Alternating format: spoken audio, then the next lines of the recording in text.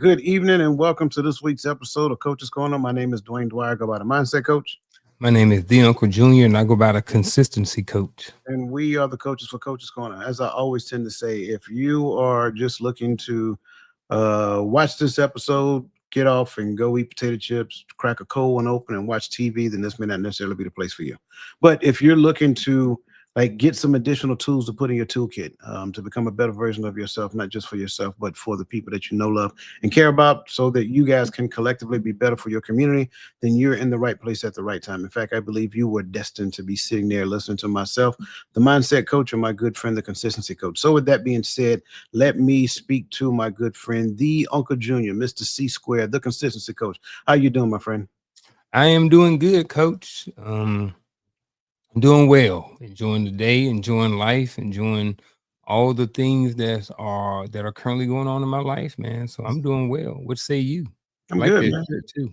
I mean, I appreciate it. Mindset in motion. You know what I'm saying? Mindset in motion. I like Uh, it. yeah, I appreciate it, man. All is well on this end. Like you just mentioned, the shirt is indicative of a new program I'm rolling out. And I'm just excited. Again, excited about those things. Excited about other things. Excited about some forward momentum that I'm seeing rolling. So yeah, man, all is well. I don't have a reason to complain, and you know how we say, even if I did, I don't think nobody want to hear it anyway. So yeah, man. It's true, unless they getting paid for it. And there's a place for them people. Exactly, So exactly. yeah, man. I'm excited about today's topic. This kind of, we are winding down the year, and what a lot of people like to do is they start, thinking about putting a plan in place. And in January, here in another month and a half or so, a lot of people are going to go off there and they're going to have these brand new goals that they're going to start setting. And some people are going to set the same goal that they had for the last X amount of years. So, with that being said, I just kind of wanted to talk a little bit about, the goals. You know what I mean? Because a lot of times I don't think it's the goal. I think sometimes it's just the system or other different things that stop people from reaching their goals. I do think that there is a place for the goal, not um what I'm trying to say. I think there are times where the goal is the problem, but I don't want to necessarily speak to that. I want to speak to when the goal is not the problem and it's something else besides it, versus, because sometimes people may set the goal too high or they may set the goal too low. But this is just saying that if said person or persons have a goal set, but it's not the goal, they work with whoever, or maybe they got the right goal, but it's something else that's keeping them from achieving it. So that's kind of where I want to start with, and kind of how I want to start today's conversation and where all of this came from. Um, so as we continue, I also want to give a shout out to Lavish Chat and YouTube. We definitely appreciate everybody for being here Tuesday night, 7 p.m. There are a lot of things that could be done. A couple more days, people gonna start eating turkey, and people gonna start, you know, visiting family and all of those different things like that. So again, we definitely appreciate everybody for being here. It is, we are kicking off the holiday season. A lot of people are going to be doing a bunch of different things. So again, 7 p.m. Tuesday. All y'all still here. So we definitely appreciate y'all. So while you're here, go ahead and hit that like button, share, subscribe, all of those different things. Woo, off good now. Everything good over there? Yeah, man, I'm ready. Let's get into it. All right, man. Let's get into it. So I'm gonna start off with a small monologue, and then I'm gonna go with a little short story. All right, so every year people write out goals with a whole bunch of excitement, fitness goals, money goals, life goals, all of those different things. Once the calendar turns, they fall right back into the same routines, habits, and environments that failed them the year before. It's not that the goal was too big, it's the system wasn't strong enough to support it. A goal is just a destination. Your system is the vehicle. Tonight, we're going to show you how to fix the vehicle so you can finally reach the destination. So, if any of y'all have listened to Coach a little bit, whether it is here or whether it is on Hearts of Men on Friday night, 8 p.m. Standard Time, you may know about Tiffany and Tyrone. So I am going to start today's. Did I get the shows wrong? Did I get the names wrong? Tamika. Tamika. All right. So, well, for today, I'm going to, I thought for some reason I was thinking it was Tiffany when I was writing it down. So I used Tiffany. But what I'm going to do is I'm going to change it in here to Tamika. Let me go back real quick because if not, when I read it, I'm going to get it wrong. All right. So, ladies and gentlemen, this is a small scenario of Tiffany, excuse me, Tamika and Tyrone. I wrote it down. All right. So, in my story about Tamika and Tyrone, here we go. Tamika and Tyrone are both 23, married, young, and raising an energetic 3-year-old son named Malachi. All right. So, Tiffany stayed home full time, pouring her house. Let me back up. Tiffany's a stay at home mom who pours her energy into the home and their child, while Tyrone have just been promoted in the Army, promoted to E5. With the promotion, Tiffany became excited about upgrading their life, new baby items, stylish decor, and a nicer car she felt their growing family deserved. Tyrone, meanwhile, that Tyrone felt the weight of new responsibility and wanted to start saving, investing, and building their faith, and including improving their family's overall wellness. One night after Malachi fell asleep, they sat down and talked through their dreams and priorities. Tamika admitted she wanted the upgrades because she needed to feel like she was contributing and keeping up. Tyrone explained he wanted long-term stability more than quick upgrades.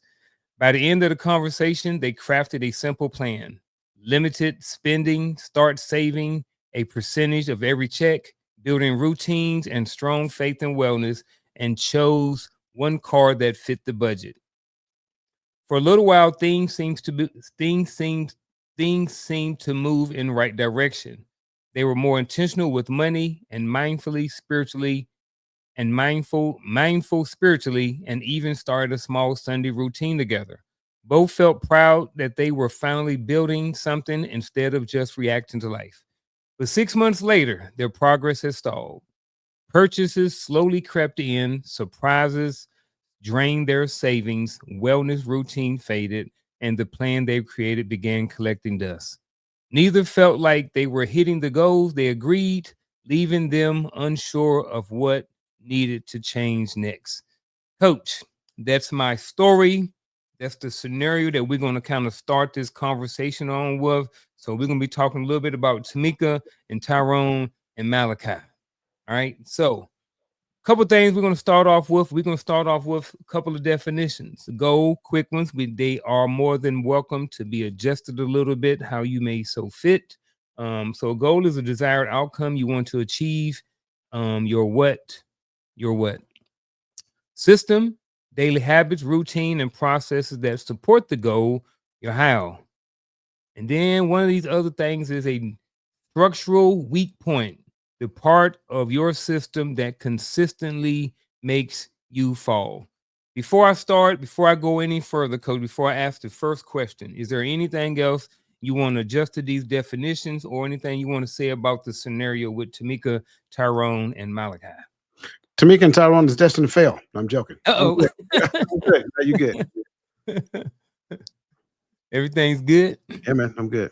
All right. So here we go. First question of the night. Why do people often blame the goal instead of examining their system? Why do people often blame the goal instead of examining their system? Simple. Blaming is a lot easier to do than examining. Um, Hmm. I think a lot of people are conditioned to blame. If I examine the system, that means that I'm taking responsibility for the system that I put in place. If I blame the goal, then I'm kind of shunning responsibility in that. Like blaming is always wrong. It doesn't matter what we talk about in relation to it. So it's easier to blame the goal, and then what ends up happening, kind of goes back to what you said initially. What ends up happening is that we move the goal from being up here to down here. because this is easier to obtain. I don't have to do a lot of work in relation to it. I don't have to devote a lot of time, energy, and effort to it. It's easier that way. And therefore, now I can do that and still live my best life. So I'm not necessarily making any changes. I'm just changing the goal so it requires less of me. Mm, I definitely agree with that. That's kind of the same thing I was thinking about is, I mean, like I said, excuse me, it's easier to blame somebody else than to put the responsibility on me. And like you said, you was talking about, adjusting the goal. And I think that can definitely have a lot in it. So since we're on the same sheet of music about this, I ain't gonna add too much to it. I'm just gonna scroll on down to the next question. Um, what are some signs that someone's system is blocking their success? What are some signs that someone's system is blocking their success? Well, I think before we get to that, I think Mhm. we need to go back and look at what a system is and how you implement the system. Right? Mm. Like you said, a system is the how. It's the thing that has been established in order to create, generate, or produce a particular outcome. And you look at a number of different things within the scope of that system where human interaction requires a thing, where machine interaction requires a thing, whatever the case may be. And before I implement said system, I'm supposed to beta test it, which means that I do a test and see how it performs. Does it perform the way that I want it to perform? Right. And in the midst of gauging the efficacy of the system, I now be able to identify where human error was the flaw if it did not perform the way I wanted it to perform, or was it machine error that was the flaw? If it was machine error, then I got to go back to where human injected the data in the machine to perform the way it is, or fix the machine, or whatever that looks like. So now, in doing all of these things before implementing the system, now I have to beta test it. I beta test it to see not only does it perform the way I want it to perform, but I got the outcome that I expected from the system, given the fact that human actually injected the necessary level of work into the system for it to work. Mm. Now, what are some signs that someone's system is blocking their success? The system doesn't perform the way I expected it to perform. So, is it the system or is it my expectations? Should I regulate my expectations if I have done all of the things that I need to do to beta test my system, right? Is it really the system that is blocking, or is it my perception or perspective of success, right? Because Mhm. a lot of times where we believe the system itself is blocking my perspective or blocking my achievement of success, it's not the system that is wrong. I just have a faulty perspective of success. So when I go back and I look at the system, right? Well, go back and reevaluate my perspective of success.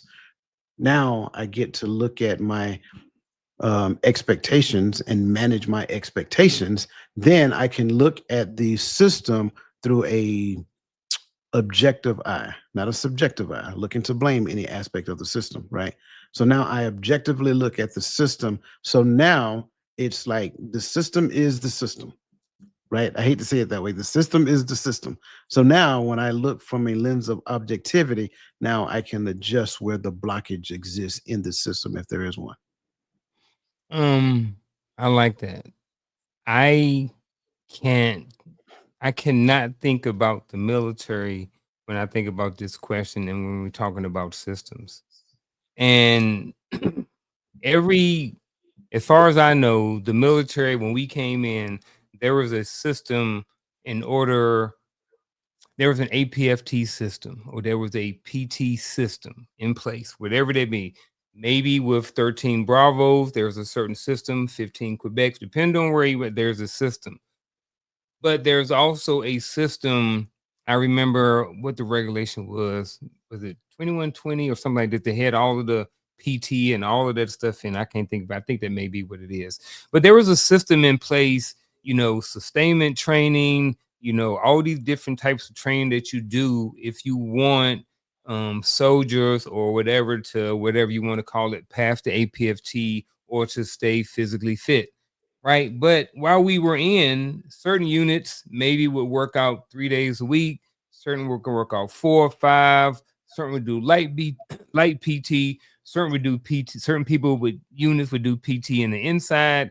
And with all of these different systems up under the one system, you saw people of different fitness levels. We still had people who did not main within the standards of the military when it came to their weight and when it came to their their fitness level or being their ability to be able to pass the APFT.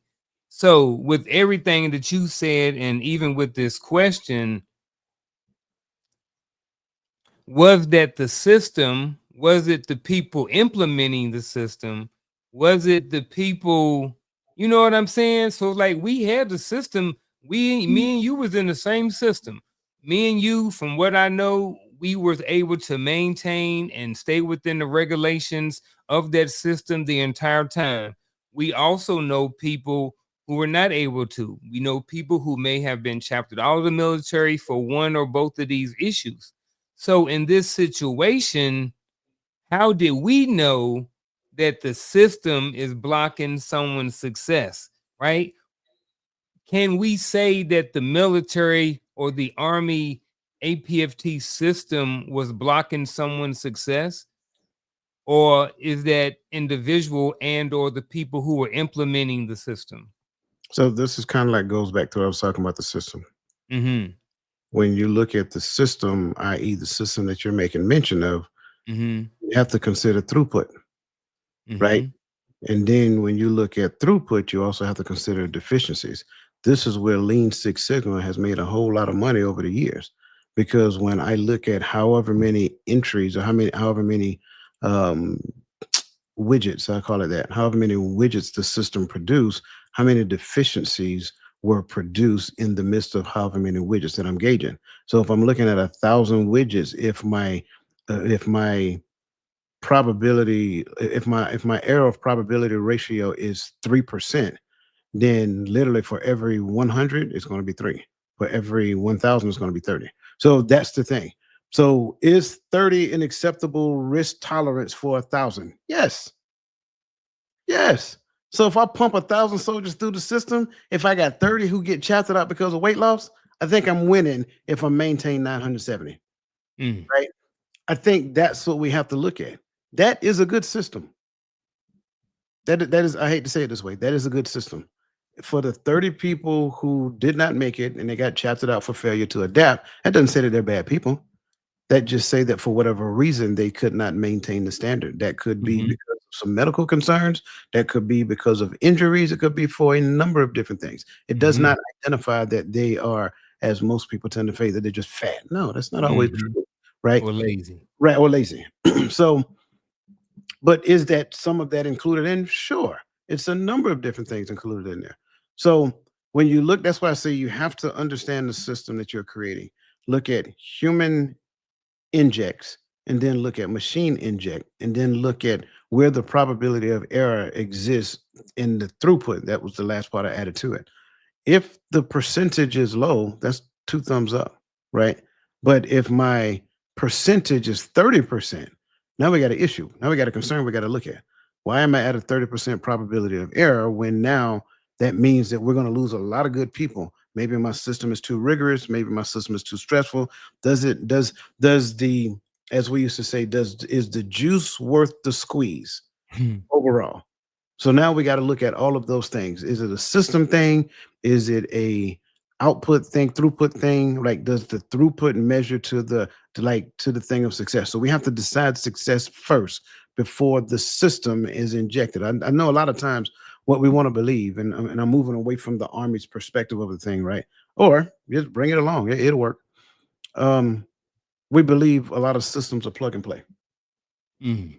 So I can take a system, leadership development system. It is a system. And I can take that and bring it to physical fitness realm. Plug and play. Does it work? Sure. Mm. Absolutely.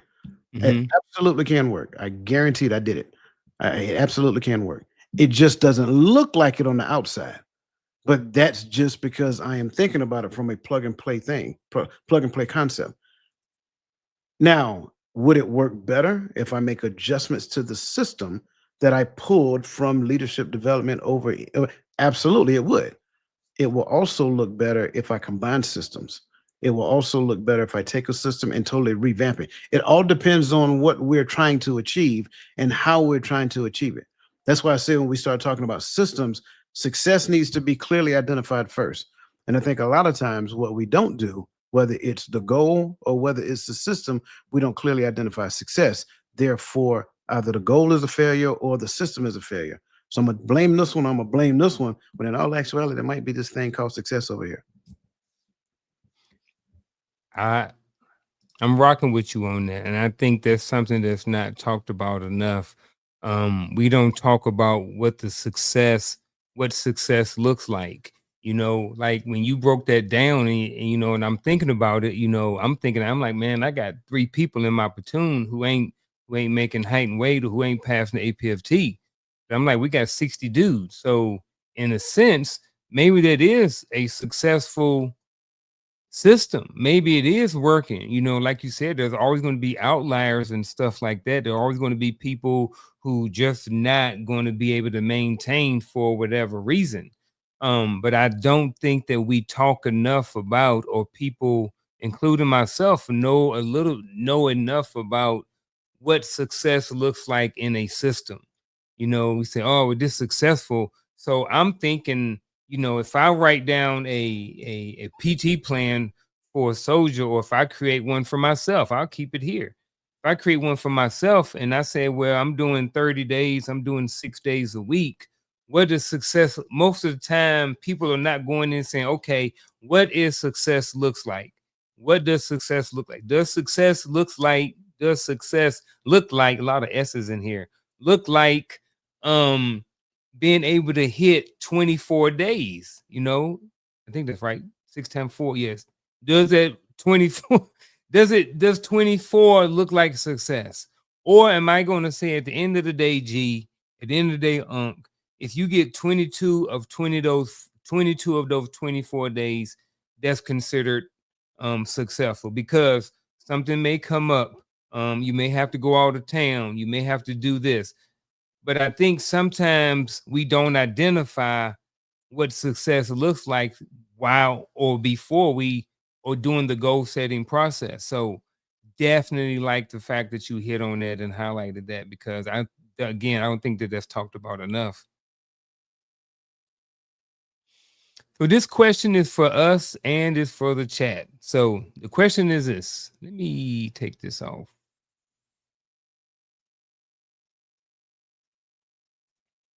All right, so here's the question for the chatting coaches. Who or what keeps breaking your systems, or used to break your system? Because I'm not going to say that coach probably don't have no systems, you know what I mean? His ain't breaking or whatever like this, but I'm sure at some point there was a point in his life where his systems may have been broken. So coach, to you, and it's the chat too, who or what keeps breaking your systems, or who or what used to break your system?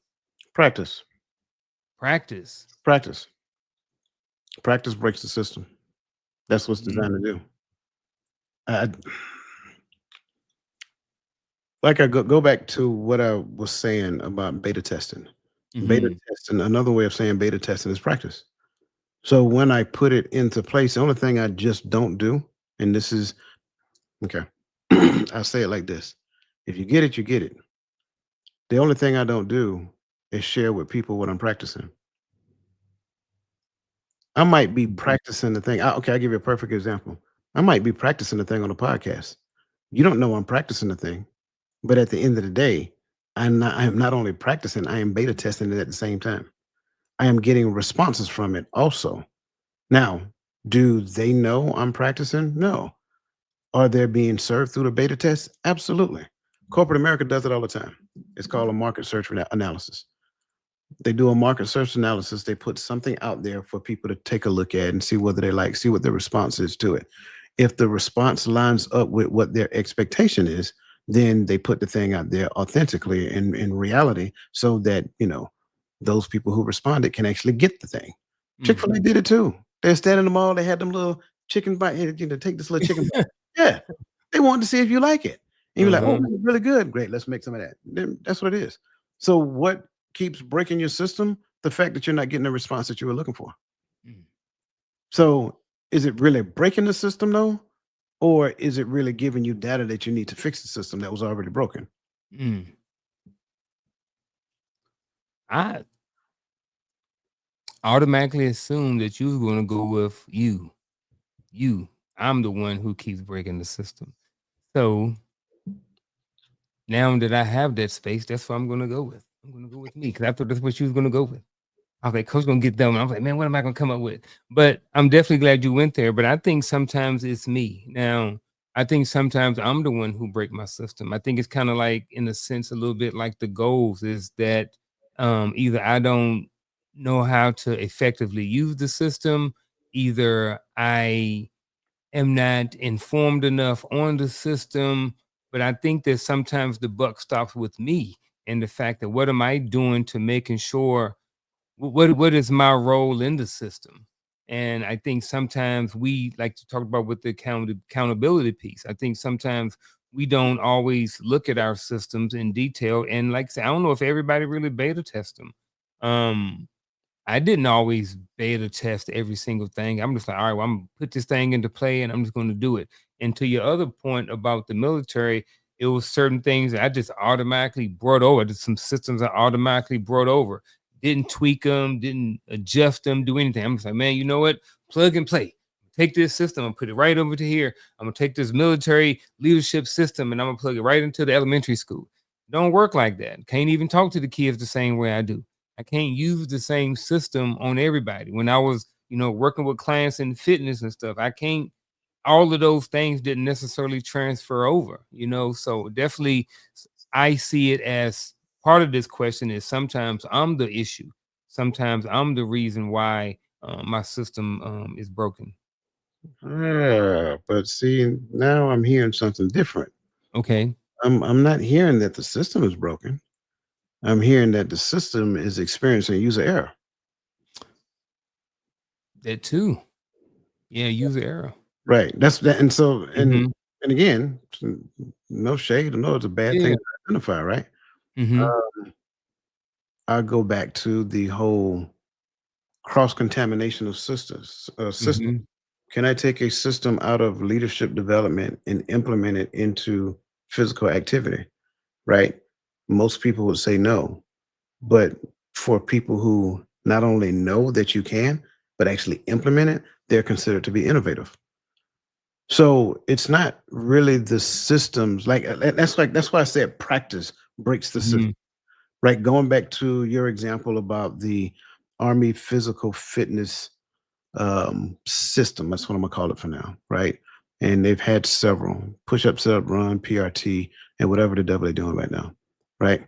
Well, as a master fitness trainer, I knew PRT like the back of my hand. And when I went to master fitness school, you had 10 minutes of instructions, 50 minutes of exercise. That was the system. But at the end of that class, you came out of there not only knowledgeable of PRT, the different phases of PRT, but you looked like a physical fitness, a master, a physical fitness trainer. You literally look like that. So was that a broke system? No, it wasn't. It was a system that learned and you practice it at the same time. Why did they do that? So that you can go back to your units and teach what they're teaching you there. And this was during an era that they had not adopted PRT Army wide yet. So we were like the first people going to our units, and people like, oh, they don't want to do that mess. We got Hmm. QNSR we got to do and QTB and stuff like that. And those acronyms just equate to briefings that you had to give the higher echelon that looked Hmm. at stats and things of that nature. So was the system broke? No, it just took policy letters to say you will do this. So when Hmm. they said you will do this, guess what they turned to? A master fitness trainer, come in, let me talk to you for a second. So now I need for you to implement the system that they taught you. Well, you implement the system, and again, it's plug and play at this point. You bring the system there and you take it here and you just plug in a few people here and make it work. Because the master fitness trainer is not supposed to be the one doing it. They're supposed to be Hmm. the one who's teaching it. So they oversee it from that point on, and they work right. They become the commander's right hand man. So now, or right hand person. I'm sorry. So now you're ensuring that it's implemented accurately, not only in real time, but also in the training development aspect of it as well. So I'm not. Let me say it this way. I'm not too quick to say that a system is broke, right? But I am quick to say the first level of error in a system is human entry. Humans with biases, fallacies, and all that other great stuff, humans will taint the information or their Mm. implementation of their aspect of the system, making you believe that the system is broke. Moving right along. That was yep. Mm. The system gonna do what the system gonna do. Okay. Moving along, ladies and gentlemen. Would you rather, coach? Would you rather? All right. I ain't got a whole bunch of them. I only got a couple, I think. So the first would you rather is this. Would you rather wake up early or stay up late to reach your goals? Wake up early. Wake up early. Would you rather remove distractions or add more discipline? Yes. Hmm. It's one and the same. Discipline removes distractions.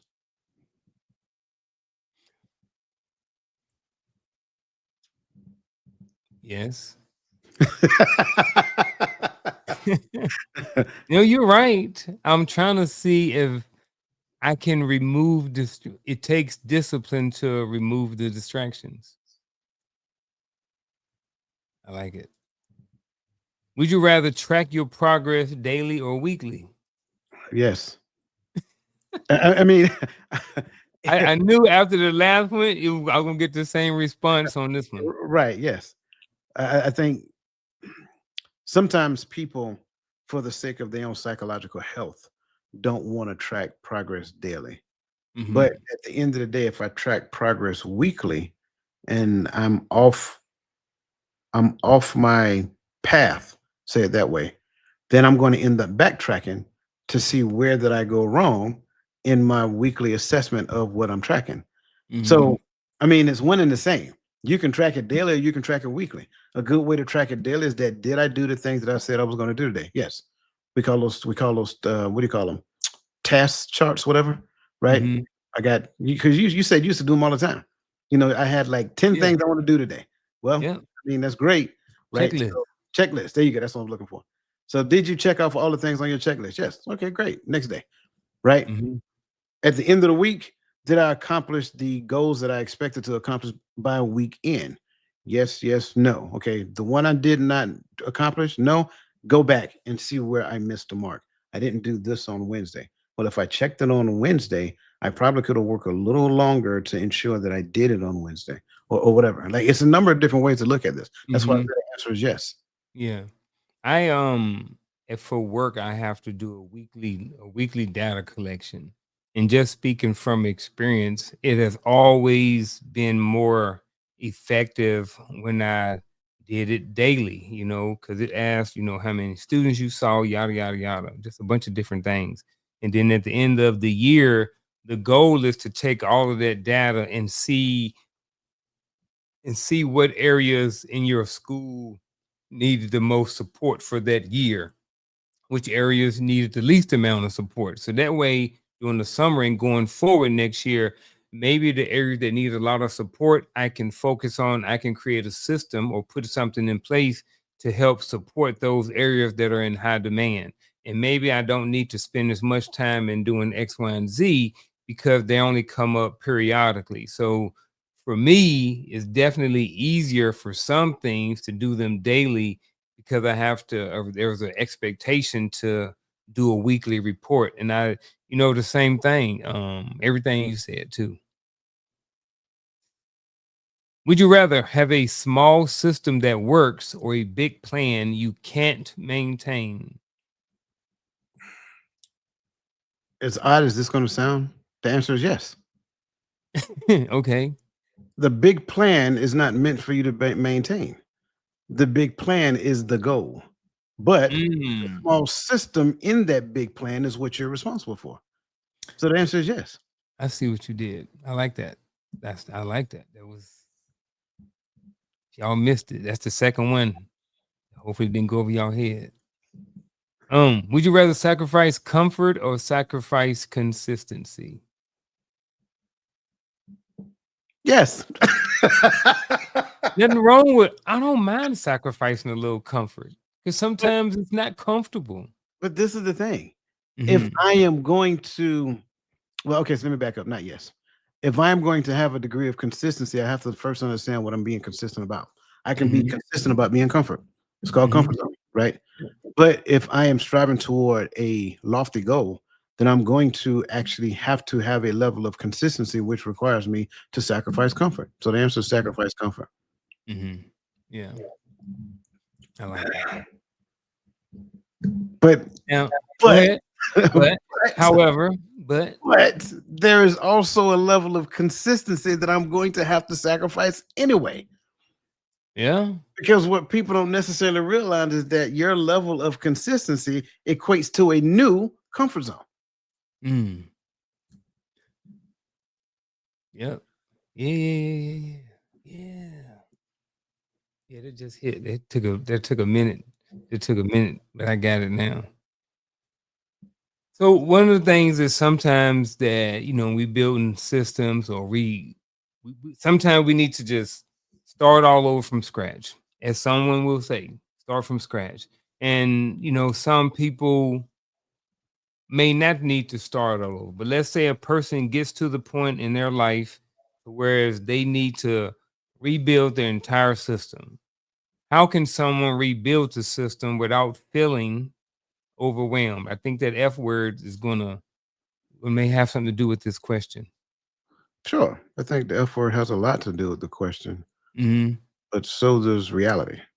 Mhm. I think a lot of times, as it pertains to this question, a lot of us live in a version of reality that we created for ourselves that has nothing to do with the version of reality that we're supposed to exist in. Now, let me be clear when I say that, because you have reality and then you have your constructed reality, right?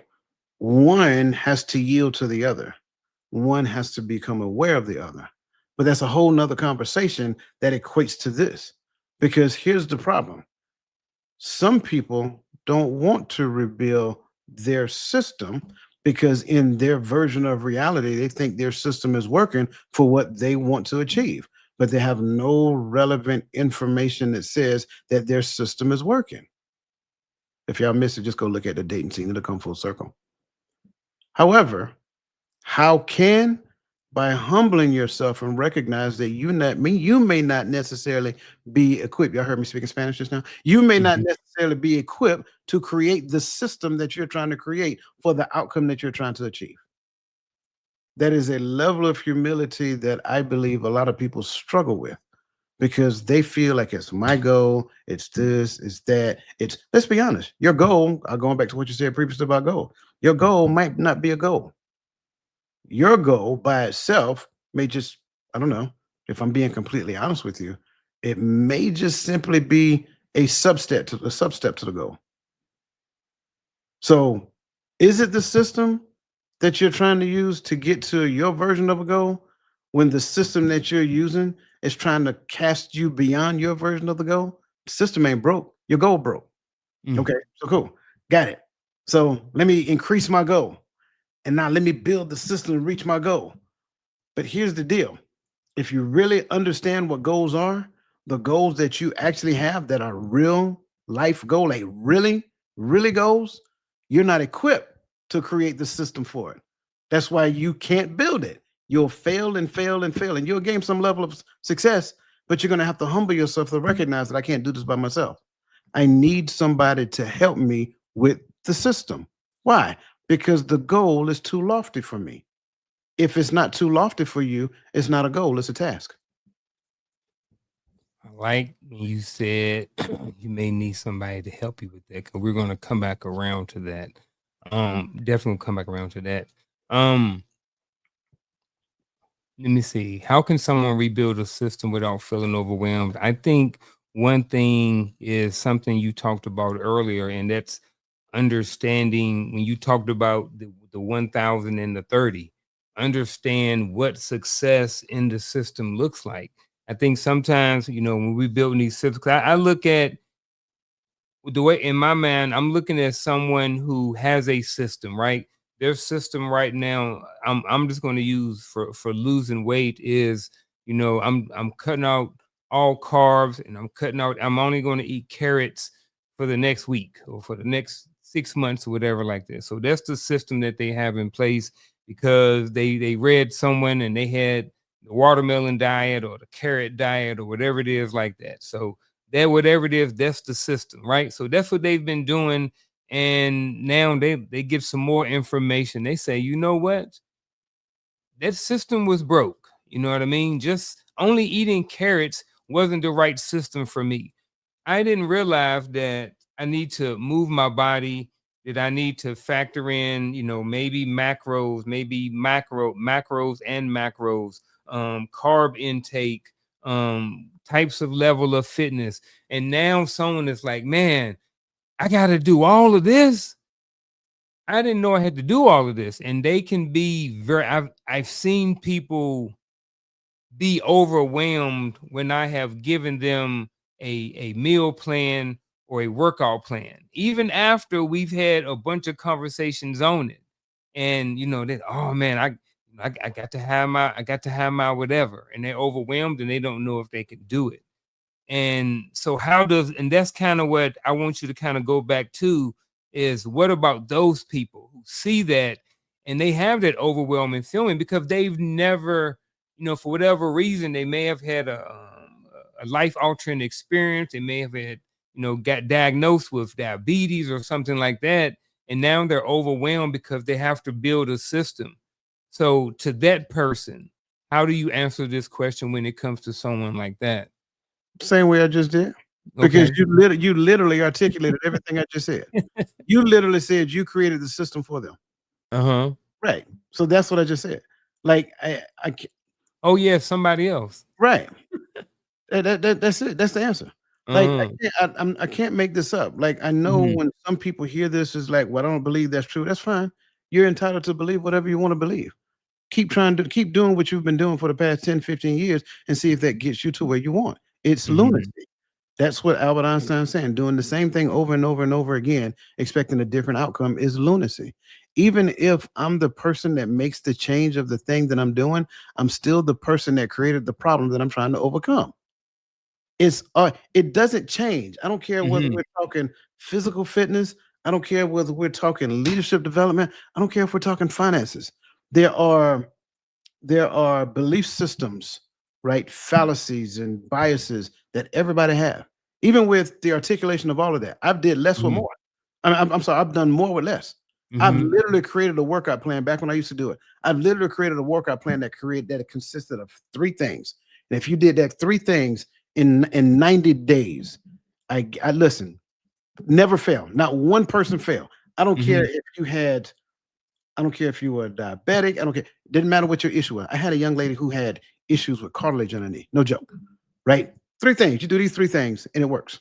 Guarantee. Now, everybody waiting on me to tell you what them three things is. I ain't gonna do it. I'm not gonna do it. Pay But for but that. but here's the thing. I know they work. Not only do they work from a psychological perspective, but it works scientifically. And if I'm not combining those things together, then at the end of the day, I mean, you'll do what I tell you to do for the time that I'm with you. But what happens when I leave and move on to another client and you've achieved your goal and our relationship is done? Are you the person who can continue it? Probably not, because you were the person who created before. That's why when you see, and since we're talking about this, people who go get those surgeries, I mean, to God be the glory. But there's also a change in habits. There's also a change in psychology that has to happen. Sure, there is the carrot on the stick that you witnessed, that you experienced because of the surgery, but then there has to be the change behavior that goes along with it. And there lies the problem. I'm not saying that you can't do it. I'm just saying that that's the hill, the climb. This wasn't the hill. This Mhm. wasn't even the hill in the beginning. That's the part. So we went and we spent money to do this for the aesthetics of the thing, but the aesthetics can't maintain itself. It has to be the change in the mindset and the habit, the behavior. Once I change the mind and the behavior, then next thing you know, this happens. Mm-hmm. That's why I say someone else has to build the system. And if I can't get somebody else to build the system, now it's like, okay, I'll make these small adjustments. That's cool. I'm doing this differently. Okay, great. I'm doing this differently. Okay, great. I can, man, let me tell you something. There's so many people just in this arena alone that we're talking about. And I can even say the same thing over here in the personal growth and development side as well. So Mm-hmm. many people say, man, I'm doing this differently now. I'm doing this differently. Okay, awesome. I'm proud of you. Cool. 7 months later, how's that thing working out for you? Oh man, I got tired of doing that. Okay, cool.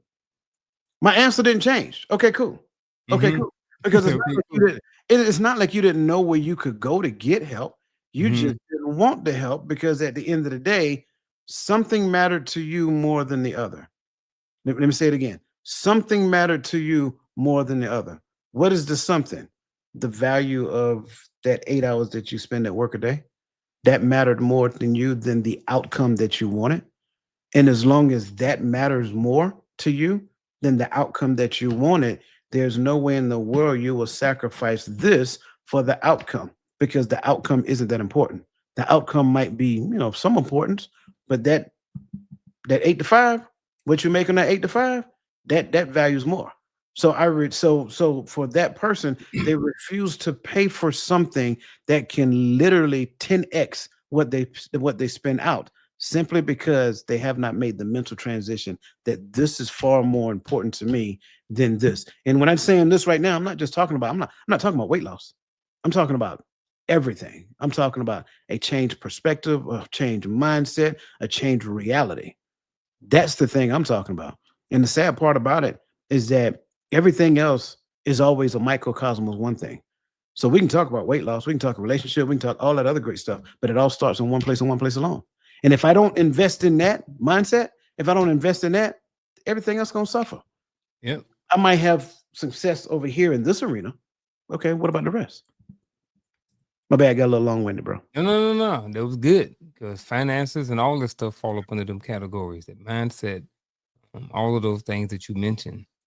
Um, Rapid fire. You ready? Let's do it. All right. Now, with the rapid fire questions, they can be you can respond as they are personal or they don't or a broader audience, maybe what you see on social media or whatever like that. Don't necessarily have to be specific to you. And the reason why is because I know the chat gonna be in here a little bit. They might like these. So here we Sure. go. First rapid fire question is this. What's breaking your systems faster, procrastination or TikTok? Procrastination. Procrastination. Ooh, I didn't think you can go out there. You can go with TikTok. Um, TikTok Not can't necessarily you. yeah, TikTok can't be blamed for what you're doing. Ooh, that part right there. What is harder, building a habit or saying no to late night snacks? Yes. Man, what's harder for me? Saying no to late night No, snacks. I'm saying yes, because building a habit is hard. Saying no to late night snack is a habit. Yeah, yeah. I be late night snacking over here. Is disciplined word person, would they trust you or block you? I mean, me, I would say trust. Mm-hmm. Okay. I like that. Which one sneaks up on you faster, excuses or DoorDash? Definitely. Me, DoorDash. DoorDash. Me, I'm not going to the store for nothing, bro. There we go. Yeah. What's your most dangerous phrase? I'll start Monday or I deserve a treat. I don't think either one of those are most dangerous phrase. For me. Um, Mhm, but if I had to pick one, it would be I'll start money because I hate the word deserve. I hate when mhm, I hate when humans start talking about what they deserve. mhm. Yeah, I don't even know how to answer that one. I Right. probably just say no or yes. Um, If your system had a soundtrack, would it be gospel, trap, or elevator music? It'll be a mix, the perfect remix between elevator music and gospel. Ooh, that might be good. No trap Gospel. music. Nah, no trap. I don't bees in the trap these days. Bees in the trap. If your habits were employees, would you promote them or fire everybody? I fire everybody every month. Mm, every month, Every month. every month. Yep. So you evolving or coming up with new habits every month. Well, I'm saying I would fire everybody every month so that I can keep creating new habits. Mm, gotcha. I like that. All right, so I got that was the last one of them. I appreciate those. I like those rapid fires. I'm trying Okay. to. I got Let me back up. Maybe not every month. Maybe every year. Every month might have okay. been too aggressive. So maybe Okay. I could be talked down. All right. So I'm gonna go back to. I thought I had another question. Okay, here we go. I found them. What is something most people do not understand about goal setting? Goal setting. Mm, That stands for goal setting. Most people don't understand. Like, there's a version of information that you'll find on the internet that talks to you about goal setting. And that information teaches you how to teach, like what I tend to call rudimentary goals. And you will set a rudimentary goal and you'll find online, you say, oh, you got to make them smart. Yeah. Let's make them smart. Okay, so let's make them smart, right? You can't say smart goals without having a dumb voice, right? So let's make them mm, smart. So you'll make your smart goals. And then it's like, okay, well, what is your goal? My goal is to get a degree in underwater basket weaving. Okay. That's your goal. That's not a goal. That's a task. That is a task. The issue is that we call stuff like that a goal. So what we don't understand about goal setting is that we don't understand goals, let alone how to set them. So understanding what a goal is, and then understanding how to set that goal, and then understanding how to implement that goal, right? And that all of that together is problematic. And so again, internet gives us information. We use that internet and we be like, oh yes, I'm setting new goals. I'm growing. But your growth looks like that because you don't know how to set goals. And so you're experiencing these changes throughout time and space, but what you're not necessarily realizing that these changes that you're experiencing throughout time and space is because the earth is rotating on its axis. It is the evolution of your existence. You're going to change regardless. I can't stress that piece enough. By simply like, okay, I give you an external factor, right? Because okay. I break factors down into two, right? You have contributing factors and you have oh god, what's the other one? Contributing factors and I'm drawing a blank, but it's external. Okay, got it. I hate that I forget. I'm forgetting it right now. My mind is going blank. But anyway, an external factor to you should not be the reason why you can or you cannot. I'll say it again. An external factor to you should not be the reason why you can and cannot. However, comma, pay close attention to how much and how often people talk about the external influence on their particular desired outcome. Well, that's evidence that you don't know anything about goal setting. Because if I set goals, guess what's not in my goal achievement system? External factors. Mm, So if external factors are not in my goal achievement system, how is it that external factors contributed to the failure of my goal? They didn't. You just want to blame the external factor to give you a reason to quit. 9 times out of 10, when you created the goal, you decided to quit when you started. I'm gonna give this a try. mm. So Now that that's I'm yeah. So that's why I say, most people do not understand goal setting, and because they don't understand goal setting, um, they struggle with achieving them. yeah. I think to add to that, I think sometimes people don't understand the process of it. Like once the goal has been set, the the implementation and the tracking of whatever the goal is, because It's just like, there may be a goal to do something at the end of the year to get all this information, but if I'm not tracking it, um, I think because of life sometimes depend on what the goal is, the tracking sometimes it can seem tedious, it can seem you can forget certain things. Like I said, depend on what the goal is, and you can kind of slip those things. So, like for me, I kind of want to. I think that some of it is the implement. People don't necessarily know how to implement certain goals because, like you said, if you don't understand, if people are not understanding how to set goals or what goal setting is, then I would assume that the implementation and the tracking of this, people know even less about. That's what I'm thinking. So that would be my 2 cents on this part. Yeah, I just remember what the other one was. It's Okay. determining. Right, two Mm. factors that influence an outcome: contributing factor and determining factor. A lot of times, what we want to do is blame a contributing factor as being the determining factor for the outcome. That's not true. There's always a determining factor, regardless of the contributing factor. The contributing factor has the potential to influence, but if I focus on my determining factors, I don't allow the contributing factor to become that much of an influence of the outcome. Mm. I like that. Yeah, and that's what seemed like a lot of movies are written about that, and people make a lot of money off those, and they say, little John came from nothing.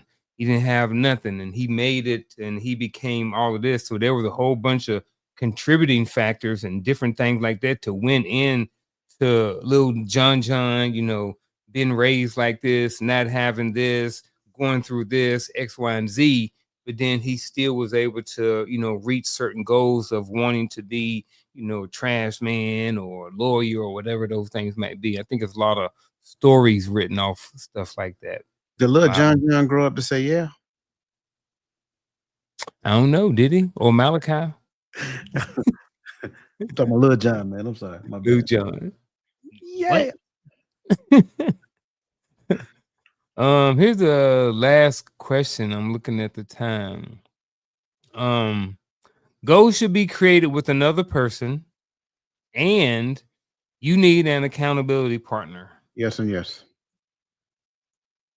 Should be created by another person. Created Explain w that part. created with another person. With, with. I kind of want you to explain the with, Ryan. Here's why I'm thinking. Mhm. Because, someone like yourself, someone, you know, you I am assuming that you have gotten to a certain level of life to where you know how to come up with a goal, you understand about goal settings, you know how to implement the goal, you know how to track the goal, and you know how to get the outcome you want, you know how to build the systems, you know how to do all of these different things. Mhm. So do you still need, because and I'm using you, but I think that there are a lot of people who think that they know all of these things as well, Sure. right? So does that person need to create need should be creating their goals with another person, or does someone get to a point to where they're educated and or knowledgeable enough to where they can create their goals on their own and they don't necessarily need an accountability partner? That person, yes. Me, yes. I just wanna do it that way, that's all. Okay. So yes, yes, absolutely, yeah, Uh-huh. right? Because when you create it with another person, they in turn become the accountability partner. See, I think a lot of times what we do is we build our goals in the dark by ourselves in the closet, in my own room, and then, we may let some people know what I'm working on, but you know what I don't have? I don't have the accountability. So when I quit, I don't have anybody to be in my ear say, "Hey man, what's going on? That's not what you said. Let's go back and look at what we talked about." Yeah, you don't have that. So if I create it by myself and then I decide to quit at it, the only person I'm accountable to is myself. But if I create it with somebody else, now I have that accountability department that when I feel like I want to quit, I'm like, "Nah, bruh, come on, we got to keep going." Right? I don't care who you are. I don't care how much you think you know about goal setting. I don't even care how consistent you think you are. At the end of the day, there are certain things you just don't want to do.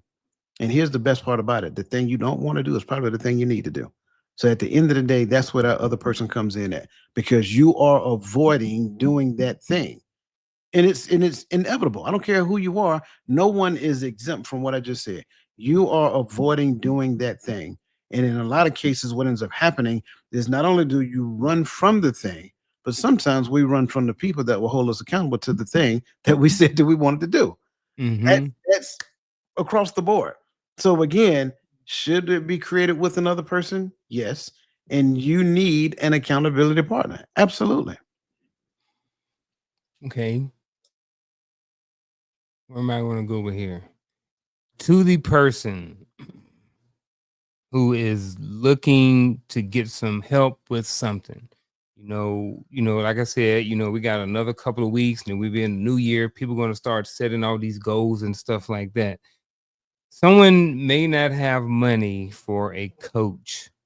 Where do you think someone can start, you know, learning about, goal setting? Yeah, we can talk about this platform, but outside of here, if they're looking, say, that they're in their neighborhood, and they like, yeah, Big Mama, she know all about X, Y, and Z. You know what I mean about cooking, and I want to be a better cook, so I'm gonna reach out to Big Mama. You know what I mean, or whatever. But just anything that someone is looking to get some help and support with, finding somebody to create goals with, and then have an accountability partner too. Like, where the heck do I go? I'm a young man, I'm a young woman, I don't know where to go, and I need some goals. Where can I go? Do you want the honest answer or the political answer or both? I want both. Give the people both. Okay. The political answer is find someone who was willing to sacrifice something for you, sacrifice their own time, sacrifice their own energy and efforts, sacrifice what they're working on for the sake of your betterment. That's the political answer. Now, you want the honest answer? Hmm. The problem starts with what you say you don't have. Because this is what I do know: people find a way to do the thing that they need to do. If your child ended up getting locked up for something, you would sacrifice something for the sake of that child. I don't think there's one person who heard that story just now that I just shared that would deny any version of it. Well, there's an inner child in you that is locked up inside of your own limiting beliefs. Let me say it again. There's an inner child in you that is locked inside of your limiting beliefs. So, what are you willing to sacrifice to free that child? And until you answer that question, you're always going to look for somebody to sacrifice their child for you. That doesn't make sense, because then you'll go through life expecting that. That's the very definition of entitlement. It's not that I'm not recognizing the contributing factor, but that's not the determining factor. Mm. Yeah, I like that, man. I definitely appreciate that, man. But I'm looking at the time. We over just about a couple minutes, so I definitely appreciate everybody for being here. I thought we were gonna dig a little bit more into Tamika and Tyrone and Malachi, but if Tamika and them, if they watching, you know what I mean, they got some good information right here. So definitely appreciate you for the conversation, the chat. If you hadn't already, hit that like button, share button, and all of those things. What else you got for us, Coach? I mean, last point. I know, Mhm. and I've been saying this for quite some time, and I'm gonna keep saying it. I know some of the things I say may sound or feel harsh. I get it. I understand it. I, at one point in time, was on the receiving end of some words that didn't necessarily feel good. But the reason why it didn't feel good, because it wasn't congruent with my current circumstance. Like, how do I get across this river, but I don't have a boat and I can't swim? Well, I mean, what do you have? Go get a boat, go get something, go pay somebody to take you across the river, do something. Don't sit there and talk about what I don't have or what. Those are excuses, and I can't stress that piece enough. I've been that excuse maker for years, and at some point you get tired. You get tired of making excuses. You get tired of seeing people do things that you know good and well that if you had the quote unquote resources that you believe or think or assume that they had, because all of this is you making up right now, I'm telling you, I'm speaking through the lens of younger me. All of this I made up. I believed that these people had the resources, assumed that they did, but I never took the time to talk to them about their story. And when I did, I found out something different, that they didn't have it. In fact, they stopped making excuses and they gave up something that was of lesser value for something that was of greater value, the dream that they had before them. And I think too many of us sacrifice our dream on the altar of our limiting beliefs. I don't have or I can't. Yeah. Man, I ain't adding nothing to that. I think that was a good way to end the show, man. Next Tuesday, we'll see y'all. See y'all this Friday. Hearts of Men. And I think that's it. You got anything? No, man, I'm good. Y'all enjoy All y'all. right. Happy All right, turkey. folks. Yeah, happy Turkey Day and all that stuff in a couple days. Peace out. Have a good one. Peace.